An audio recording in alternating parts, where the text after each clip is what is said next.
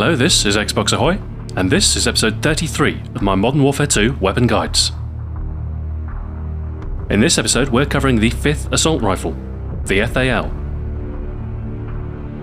The FAL is a semi-automatic weapon unlocked at level 28. The fusil automatique léger or light automatic rifle was designed in the wake of World War II by Belgian Based FN Herstal. The first prototype was completed in 1947, and the FAL first entered production in 1953, where it saw widespread adoption in the armed forces of NATO member countries. The FAL was originally intended to fire an intermediate cartridge, although this met with opposition from the US, who doubted the smaller caliber's lethality. Eventually, the 7.62 by 51mm cartridge was adopted as the NATO standard, and this would be the cartridge the FAL would fire upon its production. This technically makes the FAL a battle rifle rather than an assault rifle, and thanks to its widespread adoption and usage, it's regarded as a paradigm post-war battle rifle, often described as the right arm of the free world. Endgame, the FAL is a high-damage, mid-recoil weapon, and is the only available semi-automatic weapon in the assault rifle category. It deals the most damage per shot of all the assault rifles. The only real downside is that you have to pull the trigger for each shot. On the plus side, this does make it easier to regulate your fire rate, so once you're familiar with the weapon, you can adjust the rate of fire to suit the recoil and range of the engagement. At longer ranges, you'll want to allow the sights to settle before firing again. With practice, you'll be able to fire effectively on a target from close range out to quite some distance. Although as a semi-auto weapon with a larger hipfire spread, the FAL doesn't fare so well in close quarters. The grenade launcher is the first unlocked attachment, and works in precisely the same way as it does with the other assault rifles. One thing to note is that the FAL doesn't need stopping power to be effective, so danger close can be used to enhance your explosive potential without detracting from your ability to use the FAL itself. The shotgun seems like a logical attachment to round out the close-range capability of the FAL, but in core modes I've never found it to be too effective. Low damage and a slow rate of fire make it less effective than the FAL itself, although I believe it's quite useful in hardcore. As far as optics are concerned, one thing to note with the red dot sight is that it is slightly misaligned. Bullets will strike to the lower right of the indicated point. It's usable up close and out to middle range. It's only really at longer ranges where the misalignment is an issue. In any case, I'd advise you steer clear of the red dot, with the exception of unlocking the Holographic Sight, which is a better choice for a couple of reasons. Firstly, the holographic is correctly aligned and makes target acquisition a lot easier than with the obtrusive iron sights. And secondly, for whatever reason, the holographic adds 5 damage to the minimum dealt by the FAL, allowing 2 hit kills at any range with stopping power. This helps grant quick kills at any distance, and you'll get one-shot headshots up close with stopping power too. So the holographic is a great choice for an aggressive FAL-based class. The long-range optics are quite suitable as well, although without the holographic it will be a 3-shot kill at long range. The Acog Scope grants a zoom advantage, useful on maps with poor visibility or with longer sightlines.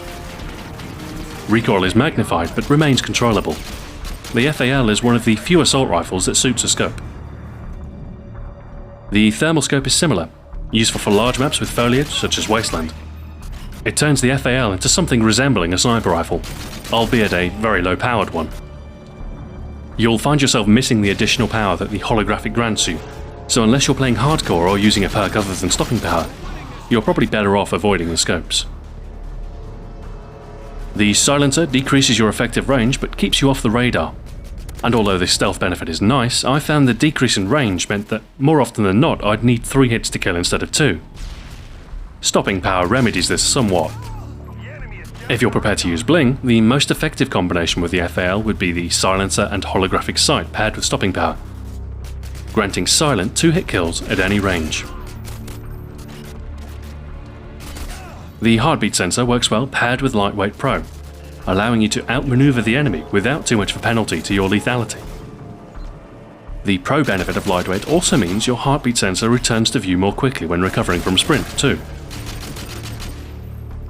FMJ is a fairly effective attachment on the weapons with higher damage, and the FAL is no exception. It makes shooting through cover much easier. The only downside is you only get one attachment slot unless you use bling, and the holographic is probably the more useful attachment. Persevere with FMJ though and you'll get extended mags with 30 round capacity. Although it's not worth the effort with a semi-auto weapon. Although the reload is slow compared to some of the other assault rifles, I found the default 20 round magazine to be sufficient in most cases. Overall, it's hard to pass up the free damage boost the holographic sight gives you. And the sight picture is much clearer than with the iron sights, so it's a fairly logical choice as the strongest attachment. For your blue perk, I preferred sleight of hand for an aggressive role with the FAL. If you prefer to take a more conservative approach, then bling can be used to pair the holographic and silencer for silent 2-hit kills, a potent combination for counter-sniper usage. If you're using the holographic, stopping power is very useful, as otherwise you'll have to hit your targets 3 times at long range. But otherwise, I found Lightweight Pro to be a solid choice for the FAL without the holographic. The increase in mobility means you can often get to places where the enemy won't expect you. And even without stopping power, you'll be able to kill in 2 shots up close. Paired with sleight of hand, it's a very nimble setup. You can also make good use of the flexibility in red perk to try a lesser used configuration. Cold-blooded is viable for a stealth class, and hardline and danger close both have their benefits too. For your third perk, Ninja Pro is definitely the best choice for an aggressive setup. Otherwise, you might prefer something like Commando to improve your close range ability, rounding out the FAL's ability at middle to long range. The FAL is a high damage weapon and can be effectively used without stopping power in some configurations. It's surprisingly effective in an aggressive role when paired with lightweight and sleight of hand, and can be used to bull rush enemies and quickly dispatch them. The unique benefit of the holographic sight, and the potential for 2-hit kills at all ranges, make this weapon worth using at long range too. I'd recommend a decent close range secondary. A shotgun or machine pistol would serve you well. Other than that, the FAL will be more than effective out from middle range. It's a powerhouse with the holographic sight attached, and a versatile weapon suiting a diverse range of loadouts without. It's not a weapon for everybody, but if your trigger finger's up to the task, the FAL might just be the weapon for you. Thanks for watching, this has been Xbox Ahoy. Join me next time when I'll be covering the final light machine gun, the M240. Farewell for now.